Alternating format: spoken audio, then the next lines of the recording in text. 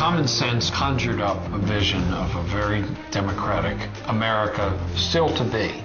And Continental Congress drafts a stunning declaration. Jefferson wasn't writing anything that was revolutionary in the eyes of his own people, only in the rest of the world.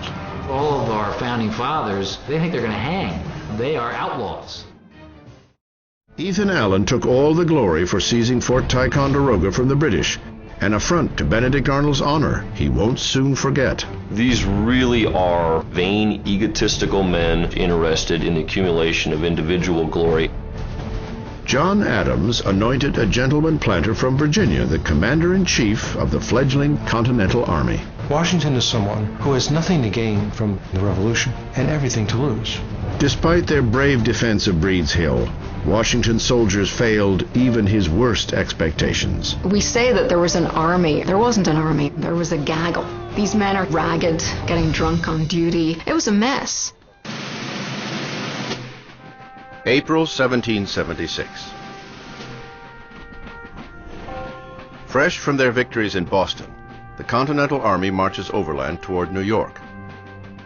Having sent the British running, they are America's surprise heroes.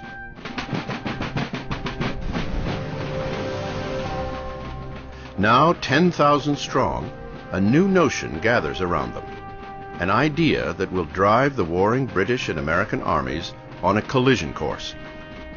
America wants independence. It will take George Washington and his citizen army everything they've got to win it. The heroes of Massachusetts, now riding high on confidence, have not even begun to taste the full power of the King's vengeance. The British are coming back, this time to deliver a more decisive blow.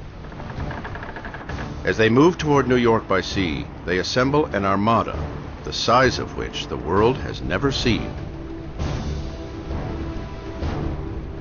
The British commander, General William Howe, fully understands his orders. What had begun in Massachusetts as an annoying insurgency is quickly becoming an expensive and embarrassing war. It is time to stop it. Flushed with the idea of superiority after the evacuation of Boston, the Americans desire decisive action. Nothing is more sought for by us. General William Howe. New York is the perfect place to end this rebellion, one way or another. The importance of New York City is not lost to either William Howe or George Washington. Whomever controls New York City will control the Hudson River and by extension have the ability to sever the lines of communication between New England and the remaining colonies. The conflict that has been fought militarily in Boston and politically in Philadelphia now comes to New York, a city already bitterly divided between loyalists and patriots. Each side, loyalist and patriot, is waiting for the great clash that will decide their fate. A British victory would likely end the war and return the colonies to the king. A continental win could set the colonies free. At stake, liberty. The word that has been in colonial ears since the outset of the year, when a slim pamphlet set America ablaze. The sun never shined on a cause of greater worth. Everything that is right or reasonable pleads for separation. The blood of the slain, the weeping voice of nature cries, "'Tis time to part." Finally, someone has given the colonists a vocabulary of revolution. But who is the author?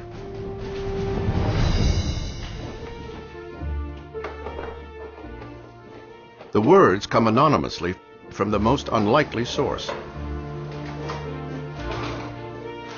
Not a leading American, but a young immigrant starting his life over in the New World. He comes from England with little money, scant education, and few prospects. But he carries powerful ideas from the European Enlightenment, ideas that, when planted in American soil, will grow into a revolution that will change the world. The author of this incendiary manifesto, Thomas Paine. It is this same spirit Paine sees in America. Restless, searching, ambitious, the raw makings of a new world, without the burden of kings or powerful churches. It is a vision Paine turns into 46 simple pages, plain enough for every farmer, fishmonger, or founding father to understand. He calls it simply common sense. We have it within our power to begin the world over again. 'Tis not the concern of a day, a year, or an age. Now is the seed time of continental union. Common sense conjured up a vision of a very democratic America still to be, an America in the making. The pamphlet quickly becomes a sensation, a best-selling how-to book on making revolution. Some say 100,000 copies of this were published. Translate that into population rates today, that would be like selling 20 million books through Amazon or Barnes & Noble. That's an awful lot of communicating. Colonists now contemplate the once unthinkable, breaking with the King of England. Thomas Paine has finally told them what to do. Begin a new world. Begin America.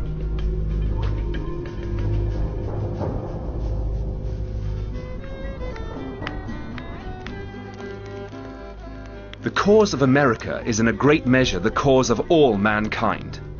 O ye that love mankind, ye that dare oppose not only tyranny but the tyrant, stand forth. The army now swells with citizen soldiers ready to fight for Paine's ideals of a new world. Full of ideals, they lack training and experience. New York will be a battle on a scale none yet know against the full force of the greatest army in the world. Washington harbors doubts. He had very rational fears. Any man of military experience would look at the task before them and realize this is not a foregone conclusion that we can achieve victory. Victory or defeat will soon mean the future of America. The rebellion begun in Massachusetts over taxes is about to become a revolution for independence. Should we go for independence or not? And they're talking about the ideas that Paine expresses. We have a grand, robust national dialogue, such as we've never had before or since, around a central theme that meant everything to everybody. The British are intent on stopping it. Having gathered their strength, they arrive in New York Harbor in dramatic fashion. With 130 warships and nearly 25,000 men, they put on a show designed to scare even the most avid rebel. When the British come in the summer of 1776, it's like Star Wars. It's the Empire Strikes Back. It's the Death Star. These multiple acres and acres of white sail coming into the harbor must really have been a sight to behold. This is the most powerful military nation on earth that is bringing that power to bear on you. At his headquarters in Lower New York, Washington has a front row seat. The enemy will endeavor to intimidate by show and appearance. But remember that with so just a cause, victory is most assuredly ours. General George Washington. Outwardly, Washington shows a calm face. Yet inside, he knows that defending New York will be the greatest test he has known. The Virginia farmer, turned rebel leader, is out of his league. Washington was faced with a tremendous task. He had no navy to speak of. and he was trying to protect a group of islands with hundreds of miles of shoreline against the world's most powerful naval force. Miles away in Philadelphia, the reality of the situation is harder to take in. The great leaders of the Revolution, Ben Franklin, John Adams, John Hancock, see what they want to see: an army that has already stood up to the British. It pushes them to take the next step, the ultimate step, toward independence. Late June 1776. While Congress works on independence in Philadelphia, 100 miles north on the bluffs of Brooklyn Heights, the Continental Army faces more urgent realities. Put your backs into it, men! They dig in for the fight to come. Every day they expect an attack. Every day it fails to arrive. Lieutenant Joseph Hodgkins oversees the building of fortifications. But he grows tired of waiting. My dear Sarah, I long to see you and my children, but when I shall is uncertain. General Washington is calling in the militia, and I hope we shall be in readiness to meet our enemy. Joseph Hodgkins. While the Americans build fortifications, the British continue to pour into their camp on Staten Island. Throughout the summer, their force swells as the king sends more ships with more troops. On July 4th, independence becomes written fact.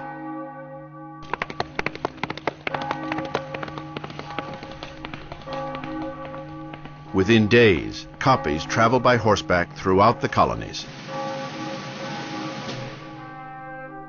No one had set out to create a war of independence, yet they had delivered one. In the town squares all over the country, church bells were ringing and people were huzzahing. The crowd was applauding. People really did believe the birthday of a new world is at hand. These united colonies are, and of right ought to be, free and independent states, absolved from all allegiance to the British Crown. All political connection between them and the state of Great Britain is and ought to be totally dissolved.